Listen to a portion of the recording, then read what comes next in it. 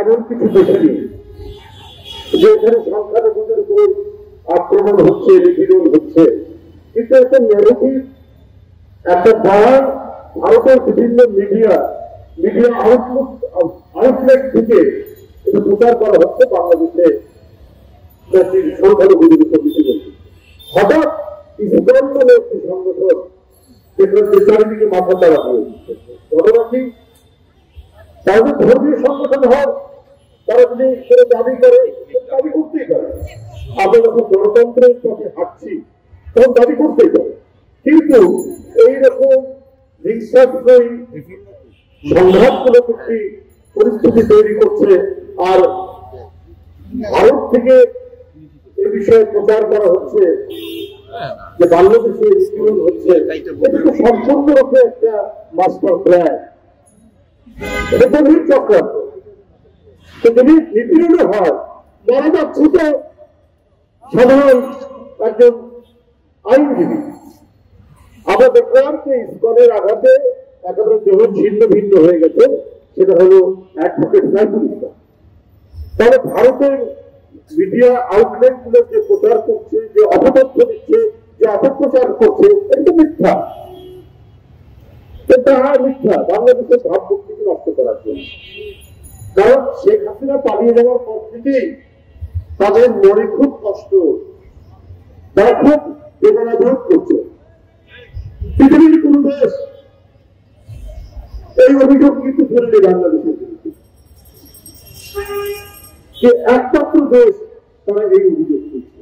আজকে প্রযুক্তির সর্বোচ্চ ব্যবহারের কারণে পৃথিবীর সব দেশ মিলে আমরা তো একটা প্রযুক্তিগত একটা গ্রামে বাস করছি, সবাই সবার খবর আমরা রাখি। একটা গ্রামে যেমন প্রত্যেক বাড়ির প্রত্যেক হাড়ির খবর প্রত্যেকে রাখে, আজকে পৃথিবীর অনেক চাই কেবলমাত্র ভারত থেকেই নিপীড়ন হচ্ছে, নির্যাতন হচ্ছে, ইত্যাদি ইত্যাদি খবর রাখতে পারে। এটার মূল উদ্দেশ্যটাই হচ্ছে শেখ হাসিনার পতনের পর তারা কেন জানি একটু নিজেদেরকে সামাল দিতে পারে, তারা গভীর অপপ্রচার এবং চক্রান্ত করেছে। তারা বলেছেন বাংলাদেশিদেরকে আর ভিসা না দিতে, ভিসা ইতিমধ্যে বন্ধের প্রক্রিয়া শুরু করে। তাতে আমাদের কি ক্ষতি হচ্ছে?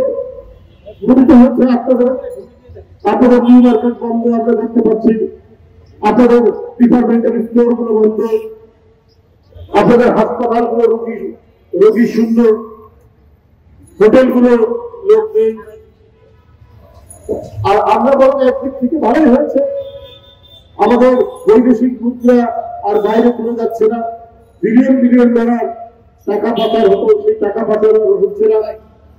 এবং আমরা যে আদা, রসুন, পেঁয়াজ যেটা ভারত থেকে আমদানি করা হতো, এখন জনগণের মধ্যে ইম্পোর্ট সাবস্টিটিউট একটা উদ্যম শুরু হতো মানুষের মধ্যে। আমরা প্রত্যেকেই যার কতটুকু জমি আছে আমরা সেখানে পেঁয়াজ লাগাবো, আদা লাগাবো, রসুন লাগাবো।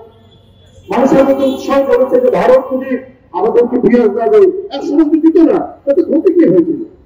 আমরা ওইভাবেই চলেছি। এখন আমরা আরো বেশি করে আমাদের সর্বত্র চট্টগ্রামে প্রচুর আদা হয়, নীলফামারীতে প্রচুর আদা হয়, রাজশাহীতে প্রচুর পেঁয়াজ হয়, পাবনাতে প্রচুর পেঁয়াজ হয়। আমাদের এই পেঁয়াজ উৎপাদন আরো বৃদ্ধি পাবে চারিদিকে। আর আরেকটা বড় উপকার হবে, ভারত নানা কায়দায় আমাদের দেশে ফেন্সিডিল এবং ইয়াবা পাঠাবে, এইটা আর আসবে। এই ভারত ভিসা বন্ধ করে এবং তারা বাণিজ্য বন্ধ করে বাংলাদেশের একটা বিরাট উপকার করবেন তারা। আসলে বন্ধুরা আমার, ওরা হচ্ছে অত্যন্ত হিংসা করার, অত্যন্ত সাম্প্রদায়িক। এবং বাংলাদেশ শান্তিতে থাক, বাংলাদেশের যে হিন্দু, মুসলমান, খ্রিস্টান, বৌদ্ধ সবাইকে ভাতৃত্বের বন্ধনে অটুট সম্পর্ক বিদ্যমান, এটাকে ভেঙে ফেলার জন্য, বাংলাদেশের ভাবমূর্তিকে বিনষ্ট করার জন্য এইটা তাদের দীর্ঘদিনের প্রচেষ্টা। বহুদিন আগে থেকে তারা এই কাজগুলো করে গেছে। সুতরাং কখনো কখনো হয়তো প্রচারের দ্বারা সফল হওয়া যায়, কিন্তু সবসময় সফল হওয়া যায় না। ওরা আর এটা নিয়ে আর সফলতা দেখাতে পারছে কি দিল্লি কি কলকাতা অনেক চেষ্টা তারা করেছে। এটার কারণটাই আমি আগে বলেছি যে শেখ হাসিনার জন্য তাদের যে গণব্যথা, তারা তো ব্যর্থতা বোনাই করছে। কারণ হাসিনা থাকলে তো তাদের লাভ, লুটের টাকা সব ভারতে ইনভেস্টেড। আপনার 7টি বিদ্যুৎ কেন্দ্র শেখ হাসিনা বিনা টেন্ডারে দিয়েছে। সেটা হয় শেখ পরিবারের লোক, ক্ষমতাসীন লোক, যাদের সাথে ভারতের অনেক ব্যবসায়ী আপনার সিন্ডিকেশন আছে। তো সুতরাং শেখ হাসিনা যেটা তাদেরকে দিয়েছে তারা তো ভুলতে পারছে না। কিন্তু এই দেওয়ার বিনিময়ে শেখ হাসিনা হয়তো ক্ষমতায় থেকেছে, কিন্তু আমার স্বাধীনতা তো নেই, আমার সার্বভৌমত্ব তো নেই।